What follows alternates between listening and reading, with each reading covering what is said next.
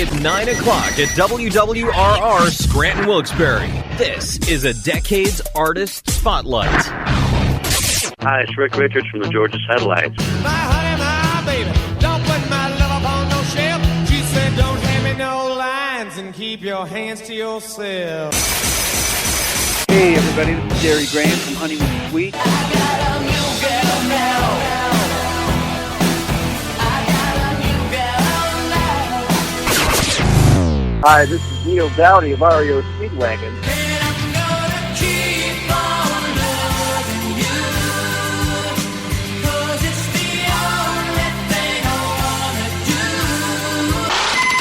This is Decades, Joey Kramer. And you're listening to Decades with Joey Kramer. And you're listening to Decades with Joey Kramer. This is the Decades Artist Spotlight. Now, here's Joe E. Kramer with this week's artist. We are on the air live everywhere with Brent Muscat. He is formerly of Faster Pussycat. He's out in Vegas. He's got the Sin City Sinners, the Las Vegas Sinners, and now, of course, the Alley Cat. The Alley Cats, I should say. He's going to talk all about that. Get those sinner names all messed up. But he's going to talk about, of course, Faster Pussycat, the Alley Cats. We got some new music from the Alley Cats. Exclusive new stuff from their upcoming album. We'll be doing that. And, of course, talking about Faster Pussycat and playing Faster Pussycat music like this one. Let's get it started. The Decades Artist Spotlight with Brent Muscat. Don't change that song. This is Decades on Total Reach Radio.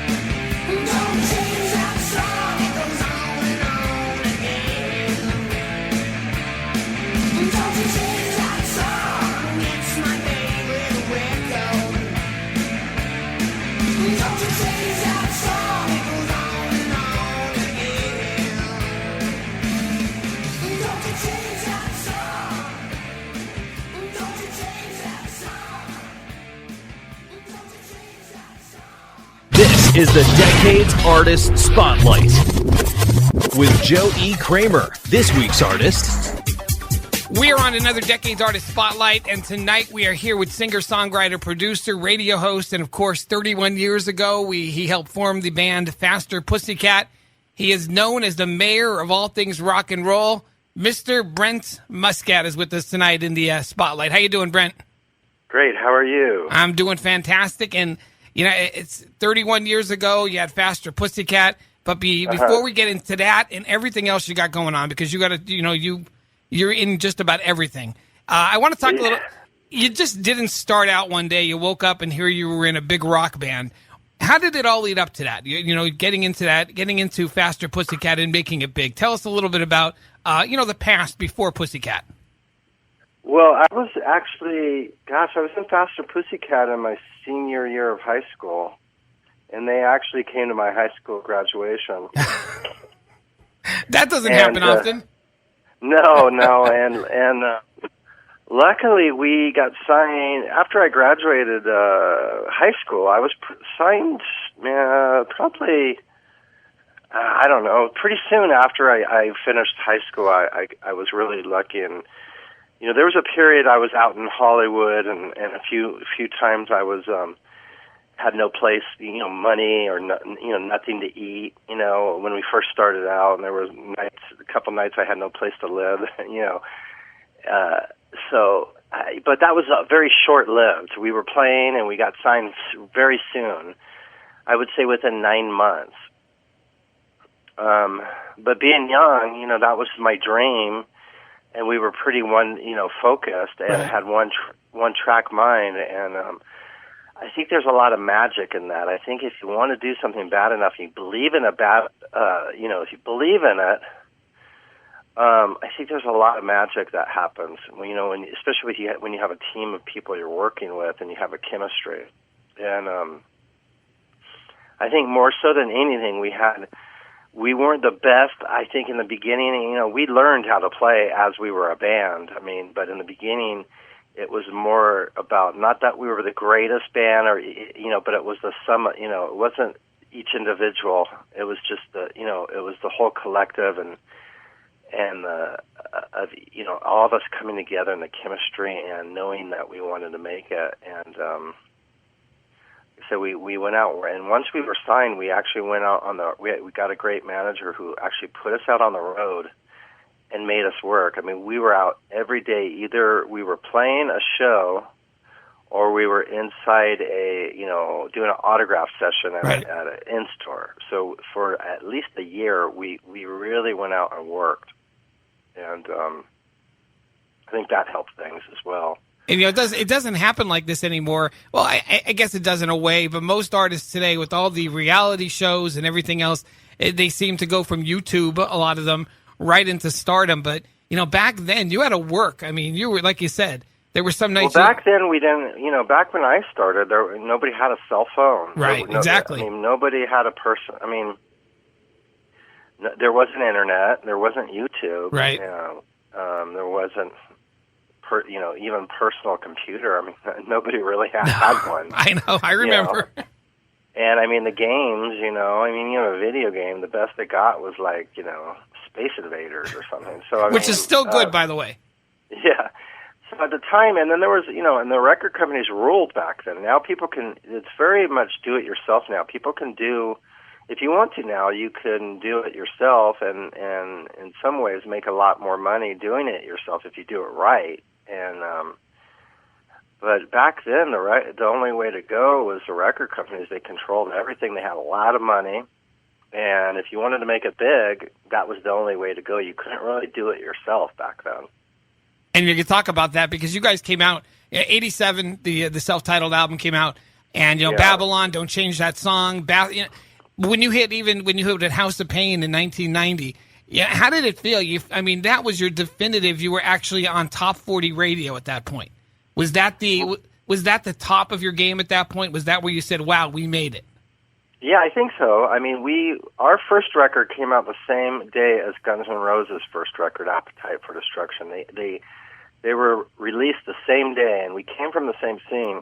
But I remember hearing Appetite for Destruction, and the guys in Guns N' Roses, the Guns N' Roses had been together around Hollywood about a year or two, maybe longer than us, and they're about a year or two older than us.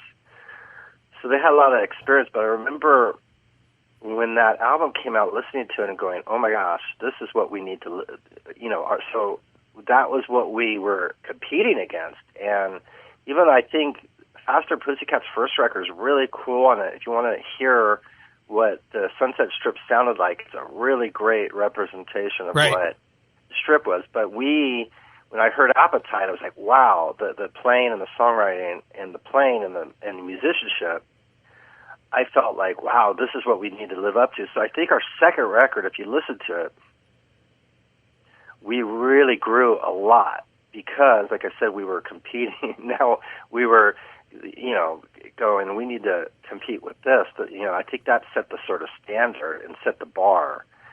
And so our second record, if you hear it, man, our musicianship and especially our songwriting really changed and I think grew a lot. We got a lot tougher, and just better musicians, better songwriters. Poison Ivy was one of my favorites off that second album. Before even, House of Pain, Poison Ivy was one of my favorites and one that I play on my show, quite a bit even to this day. So it did have a different sound than that first album.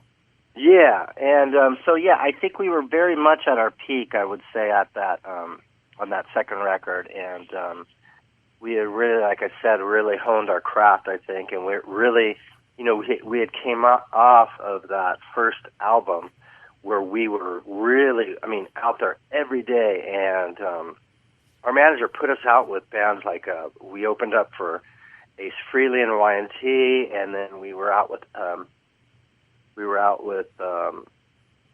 Motorhead at some point, and so we got a really hard time. When we first came out, we were like Sunset Strip, and we were wearing, glam band and wearing makeup, and people didn't know what to think of us, and it was kind of a new thing at that point, and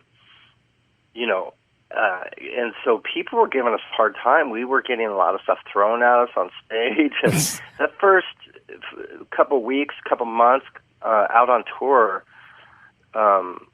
really just like, we really had to work it and toughen us up quick. And by the time that year was done, we got really popular because we started getting into magazines, and we got our video was being played on MTV.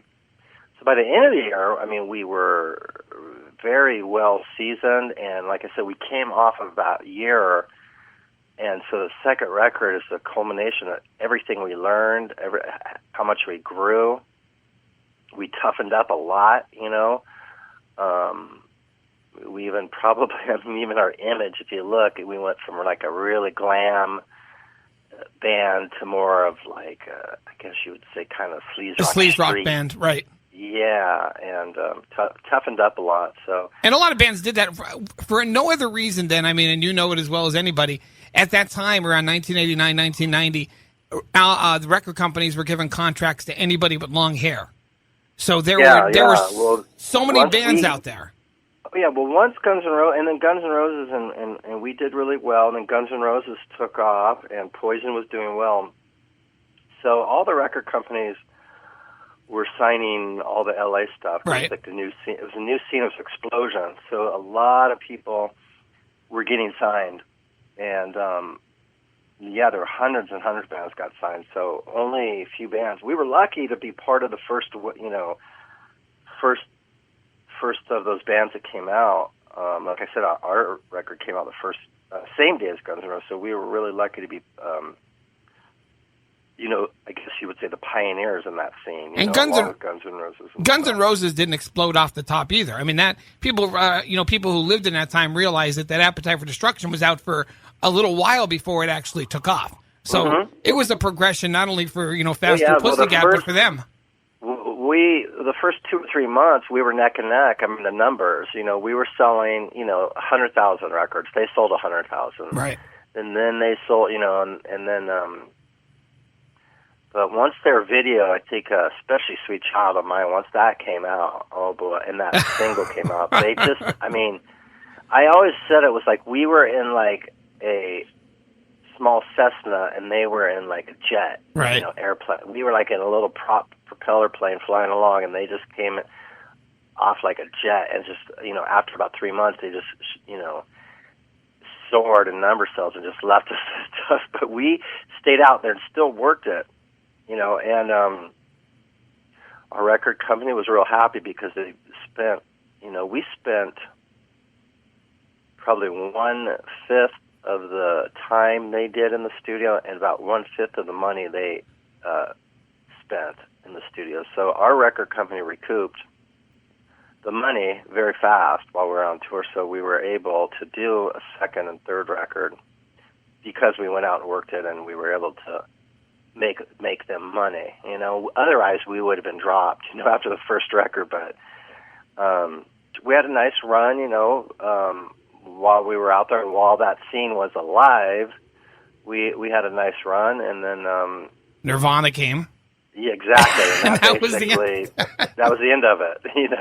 The only thing that came out of good, I always say the only good thing that came out of Nirvana was the Foo Fighters. Right. What was funny is I remember when Nirvana came out, we were touring and we were still out there, and I really loved it. Right. You know what I mean? And we loved a lot of the stuff that was coming out of it. And it was a new scene. It was out of, instead of L.A., it was, up north in Seattle. Right. I was like, okay, well, this is the new scene and this is the new thing. I didn't love all of it, but I loved a lot of it, I was a big fan of Nirvana, where I didn't like, Pearl Jam as much, because I just thought I liked the kind of rawness and the roughness of Nirvana, and I thought they were real cool.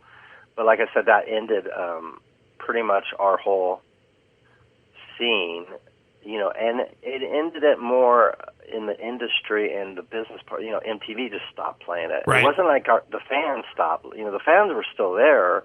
It's just that we were part of I always say it was like a product. At that point, it was just like they decided we're going to market this product and stop marketing this product. And so I always told people, at that time I felt like a bag of chips. I felt like we were nacho cheese, Doritos, and that Cool Ranch flavor came out. So nobody wanted the nacho cheese anymore. Yeah, it's like you go into the store and you try to find the Cool Ranch, the nacho cheese, and all you can find is the Cool Ranch, because that's what they were marketing.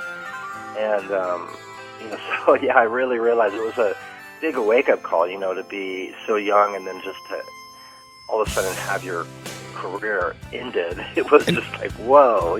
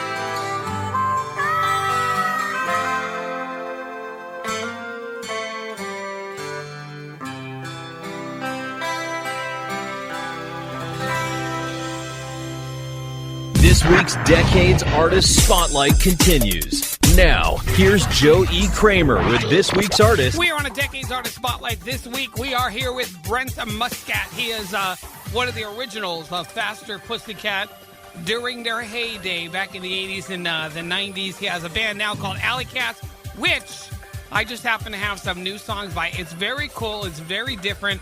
And I'm going to be playing one of those next. Actually, two total before the end of the show. But coming out of the break, we're going to play one of the brand new songs from Brent Muscat's band, Alley Cats. That's coming up next. This is Decades, the Decades Artist Spotlight with Brent Muscat on 105 The River, 104.9 and 100.7 FM, 1340 AM around the world at 105theriver.net. Decades with joeekramer.com and the Radio Bold app. More with Brent coming up next. Hang on. This is the Decades Artist Spotlight. Northeast PA's 105 The River.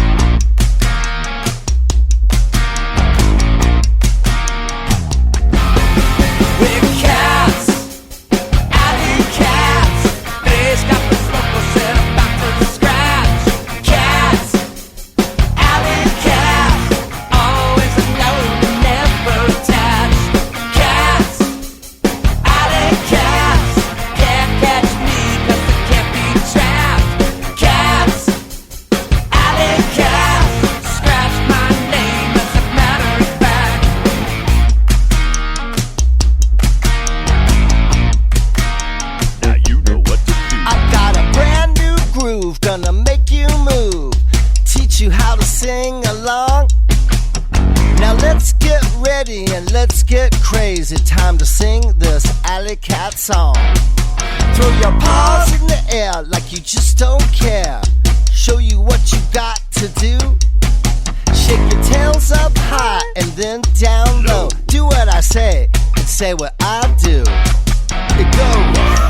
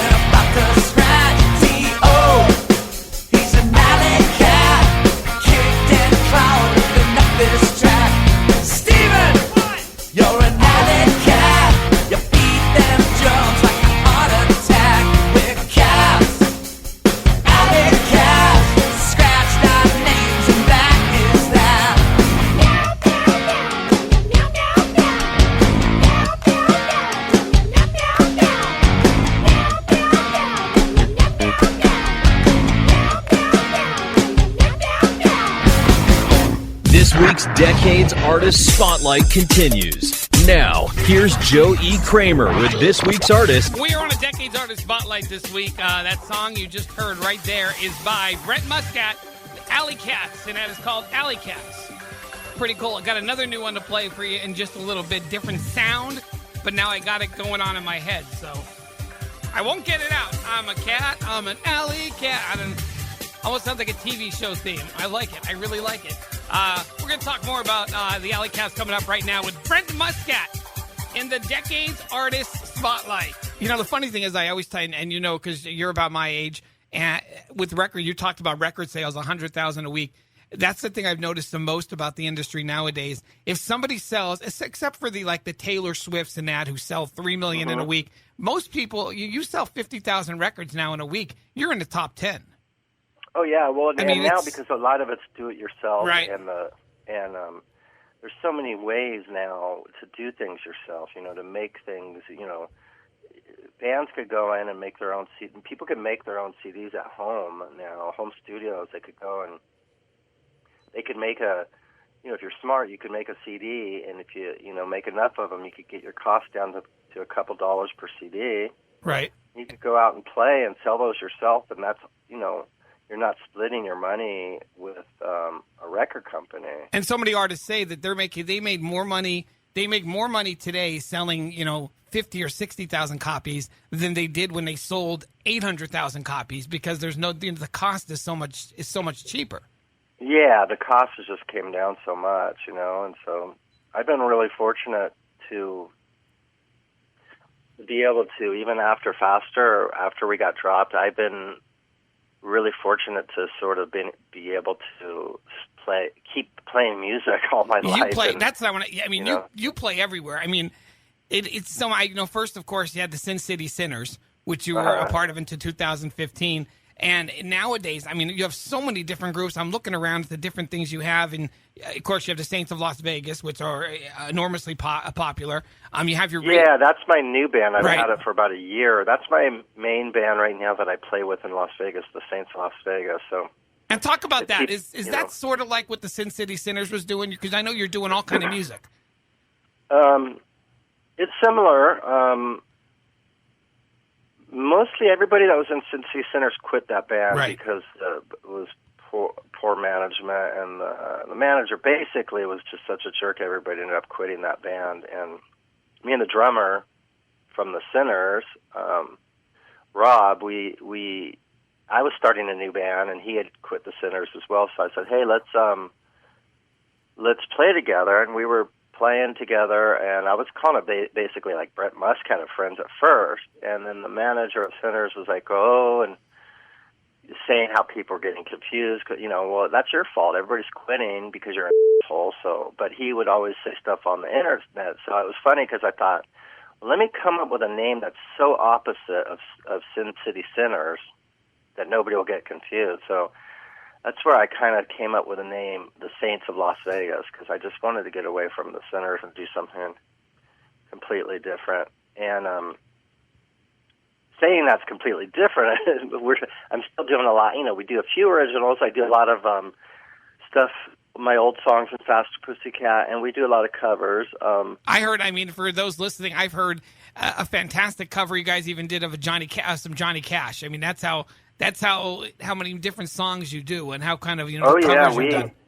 Well, we did, we went down to Nashville, Tennessee, and we did a party for Toyota Lexus down there, and we played the Johnny Cash Museum. And I remember when they hired us, the guy said, "Hey, can you throw in some country and some stuff?" So I said, "Yeah." So I just said, let's pick some cool kind of Americana country, and of course, we're playing Johnny Cash Museum, so we learned a few Johnny Cash songs and some Elvis and some country. So we've done everything. We even do some, what's funny, I was talking about like Nirvana and that grunge scene. We even do like more of some of that stuff, later stuff like 2000 and 90s. We do some of that era stuff. We do some Stone Temple Pilots. So we do really anything. And the thing I like about the band is, we're basically a rock band, but the thing I like about it is that if someone hires us, and they say, "Hey, we want to dance a lot," we could pretty much play whatever, and I like that. It's a lot of fun. Yeah, you have a lot more fun doing it because you're not just holding yourself to one kind of music. Yeah, and I'd love people to go on to Facebook and type in the Saints of Las Vegas and give us a like on there. I'm going to link link your Facebook to my website and to my page. And oh, great! The Saints of Las Vegas, is that now? You talked about Brent Muscat and Friends. Is that Brent Muscat and Friends now? Is that done and it has become basically the Saints of Las Vegas? Is that pretty correct? much? I'm actually doing for New Year's Eve. I'm doing a party at it's the last night of the Hard Rock Cafe on Harmon and Paradise before they close out. Right.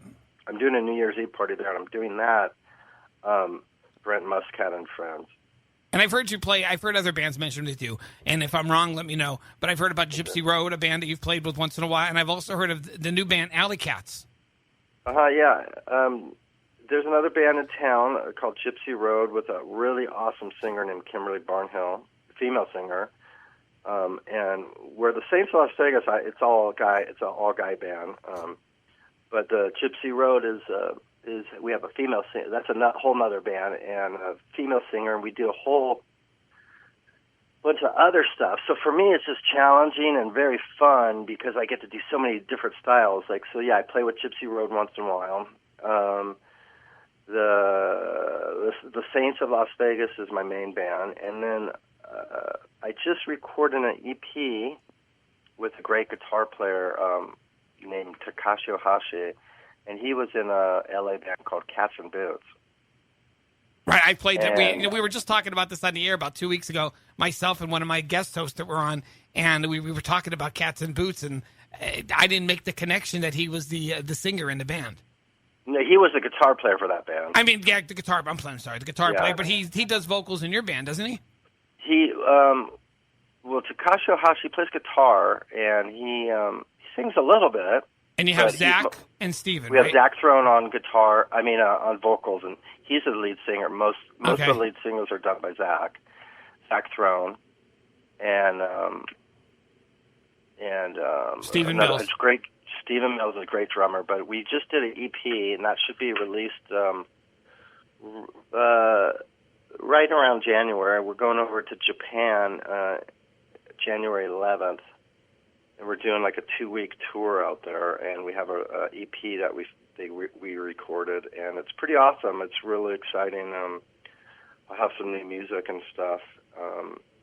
So that's pretty cool with that. That's the Alley Cats, and that's actually, people could find that on Facebook as well. That's the Alley Cats LV, like the letters LV, Alley Cats LV. So on Facebook, if people go there, that they could check that out as well. I've got a bunch of stuff. I've also got a radio. I was saying you have a radio show too. Like, you don't have enough bands to get confused. You also do your radio show. What's the radio show about? I mean, talk a little bit about that. I try to support the local scene here. I try to put local artists on. Right. Every show, and I'll have some rock stars on too. I'll have people call in, and I'll have some bigger artists on. But I always try to support like a lot of the local stuff because I think Vegas has a really great music scene, a lot of great local bands. So I play, and I'll actually play stuff from people out of town. If people send, if people email me their MP3s of their band, I'll play it. So I like to support new music. And I play some of my favorite music, some rock and funk, and I play some of my music, and I interview people and I talk about old stories about me on the road and touring with bands such as Motley Crue and Kiss, and I tell a lot of my stories I remember and stuff like that. So as long as you remember all the stories, or some of them a little. Yeah. So how long have you been doing a radio show? I've been doing it about 3 months now. And this is your first venture into radio? Yeah. Where does it? Where do you hear it? Is it internet or? Yeah, it's on the internet. If people want to tune in, I'm actually on tonight from 11 to 1 a.m. And it's my show's called Mondays with the Muscat, and they could go to lvrocks.com. I think they could find it that way, or lvrocksradio.com. I did see a link to it here. I was trying to. I saw it was on Mondays, and I did see a link, so I'm going to get that link up there too. So what else is going on? You have all these bands. You have your radio show. Do you have something else that you're working on in the future, coming into 2017? I'm going to be releasing. I'll be trying to release some of my own stuff with the band, the Saints of Las Vegas. We're going to release some original stuff in the new year. I've been writing a lot, so I got a lot of tunes and stuff. So I'll be singing. I'll be probably trying to sing more. In my band now, I sing, maybe about a quarter of the stuff, and my bass player sings about a quarter, and then, of course, the lead singer sings probably half or more of the stuff. Right. So, just trying to sing more, and I'll probably be, like I said, be releasing something. What I'll probably be doing is releasing a single at a time with the band. And before we do like a whole album, I'll put out just a song at a time. And well, that's the thing to do nowadays. People do one song at a time, and then they put out the album. Yeah. And other than that, probably I think I'm going to see what happens with the Alley Cats thing's really fun. I'm going to Japan.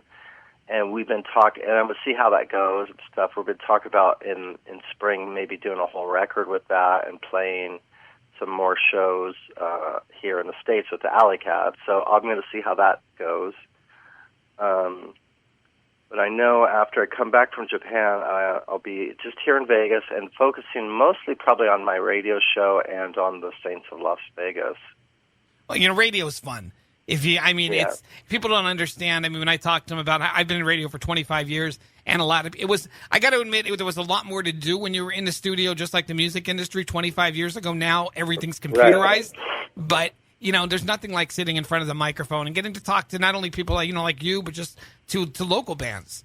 Yeah, it's always it's a lot of fun. Like I said, to be able to support and people, and they're so excited to get their music on the radio and. You're part of, it's fun just being part of that whole thing where you're actually able to help people and stuff, I think is really cool, Absolutely. We're on a Decades Artist Spotlight. Brent Muscat is with us tonight. Brent, it's been an absolute pleasure talking to you, and good luck with everything coming up in 2017. Yeah, thank you. Hey, this is Brent Muscat, and you're listening to Decades with Joey Kramer.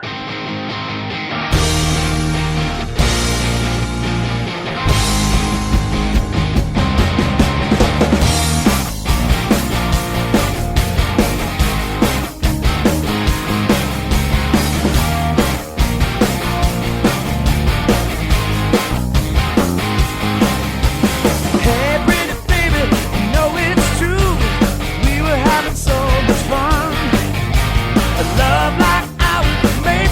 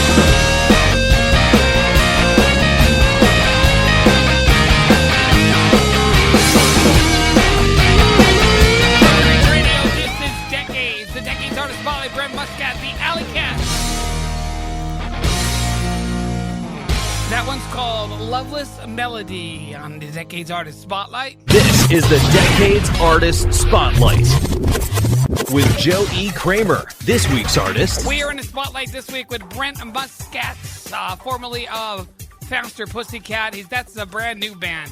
Right off the presses, they're Alley Cats. The Alley Cats, Las Vegas. They did call them originally Las Vegas. Now it's just Alley Cats. They're going to Japan. They're leaving in a few days for their Japan tour, then coming back stateside. Got a great sound. A lot different for Brent Muscat. You got to like it, though.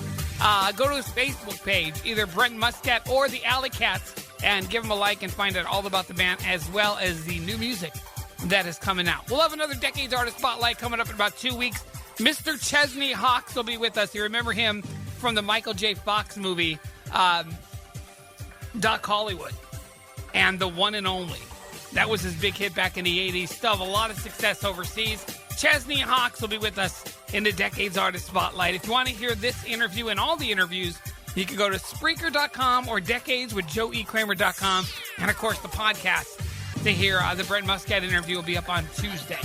More Decades coming up. Don't you go anywhere. This is Decades on Total Reach Radio 105 The River, 104.9, 100.7 FM, 1340 AM around the world at 105theriver.net. Decades with JoeEKramer.com and the Radio Bolt app. We will be right back. Hang on.